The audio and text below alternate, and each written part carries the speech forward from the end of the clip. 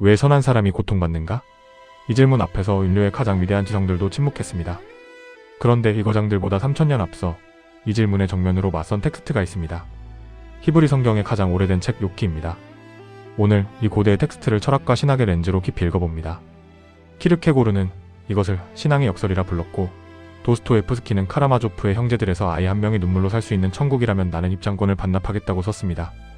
카미는 아예 선언합니다. 진정으로 심각한 철학적 문제는 하나뿐이다. 그것은 자살이다. 흥미롭게도 근대 철학자들은 새 친구의 논리를 정면으로 반박합니다. 키르케고르는 두려움과 떨림에서 말합니다.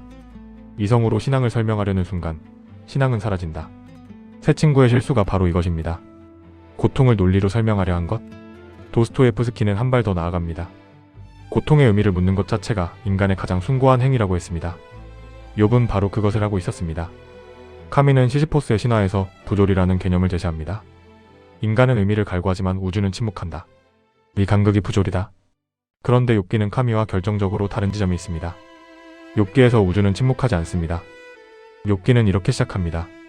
우스 땅에 욥이라 하는 사람이 있었는데 그 사람은 온전하고 정직하여 하나님을 경외하며 악에서 떠난 자더라. 히브리어 탐 온전하다. 이 단어는 도덕적 완벽함이 아니라 흠없는 진정성을 의미합니다. 욥은 7 아들과 3딸, 양 7000마리, 낙타 3000마리를 가진 동방 최고의 부자였습니다. 그런데 하루 만에, 정말 하루 만에 모든 것을 잃습니다. 재산, 자녀, 그리고 건강까지. 여기서 반드시 짚고 넘어갈 것이 있습니다.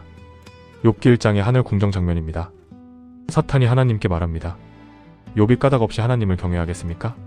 주께서 그의 소유물을 치소서. 그러면 틀림없이 주를 저주할 것입니다. 히브리어 희남 까닭 없이.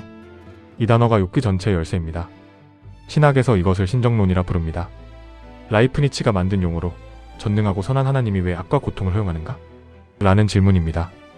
욥기는 이 질문에 답을 주는 것이 아니라 질문 자체를 뒤집어버립니다. 새 친구가 찾아옵니다. 엘리바스, 빌닷, 소발. 그들은 욥을 보고 7낮 7밤을 아무 말 없이 앉아있습니다. 이 침묵이 중요합니다. 심리학자 칼 로저스는 적극적 경청의 핵심이 판단 없이 함께 있는 것이라 했습니다. 새 친구의 7날 침묵은 성경에서 가장 아름다운 위로의 장면입니다. 문제는 그 이유입니다. 입을 연 순간 새 친구는 역사상 가장 유명한 나쁜 위로자가 됩니다. 엘리바스가 말합니다. 생각해보라. 죄 없이 망한 자가 누구며 정직한 자가 끊어진 적이 있느냐? 이것이 응보신학입니다. 선하면 복받고 악하면 벌받는다. 네가 고통받는 것은 내 죄 때문이다. 심리학에서 이것을 공정세계 가설이라 합니다. 사회심리학자 멜빈 러너의 이론으로 사람들은 세상이 공정하다고 믿고 싶어서 피해자에게 원인을 돌린다는 것입니다. 새 친구는 욥을 위로하러 온 것이 아니라 자기 세계관을 지키러 온 것입니다. 욥이 무죄한 채 고통받으면 자신들의 안전도 보장되지 않기 때문입니다. 38장 마침내 하나님이 말씀하십니다. 히브리어 원문은 이렇습니다. 여호와께서 폭풍 가운데서 욥에게 대답하셨다. 흡사하라 폭풍. 하나님은 고요한 서재가 아니라 폭풍 한가운데서 말씀하십니다. 그런데 놀라운 것은 하나님이 욥의 질문에 답하지 않는다는 것입니다. 대신 질문을 하십니다. 내가 땅에 기초를 놓을 때 내가 어디 있었느냐? 새벽 별들이 함께 노래하며 하나님의 아들들이 다 기뻐 소리칠 때 내가 거기 있었느냐? 바다가 태에서 나올 때 누가 문으로 닫았느냐? 4장에 걸쳐 70개가 넘는 질문이 쏟아집니다. 신학자 발터 브루그만은 이것을 질문의 폭포라 부릅니다. 하나님은 욥에게 답을 주시는 것이 아니라 욥의 시야를 넓히고 계신 것입니다. 고통의 왜에 대한 답이 아니라 고통을 담아낼 수 있는 더 넓은 틀을 보여주시는 것입니다. 하나님의 연설 절정에 2 괴물이 등장합니다. 배의 못 땅의 거수. 그것의 힘이 허리했고 그 세력이 배에 힘줄에 있다. 리바이어던 바다의 괴물. 그의 잇몸 둘레는 두려움이 있고 그가 재채기하면 빛이 번쩍인다. 고대 근동 학자 존 월턴은 설명합니다. 베헤못과 리바이어던은 단순한 동물이 아니라 혼돈의 상징입니다. 하나님은 말씀하십니다. 이 혼돈의 세력도 내가 다스린다. 네가 이해할 수 없는 영역이 존재한다는 것을 받아들여라. 신학자 데이비드 클라인즈의 표현을 빌리면 욥기의 하나님은 고통을 설명하지 않고 고통을 품을 수 있는 존재를 보여주신다. 그리고 욥이 대답합니다. 내가 주께 대하여 귀로 듣기만 하였사오나 이제는 눈으로 주를 뵙나이다. 그러므로 내가 스스로를 거두고 티끌과 재 가운데서 회개하나이다. 히브리어 니아무티는 회개하다보다 위로받다에 더 가깝습니다.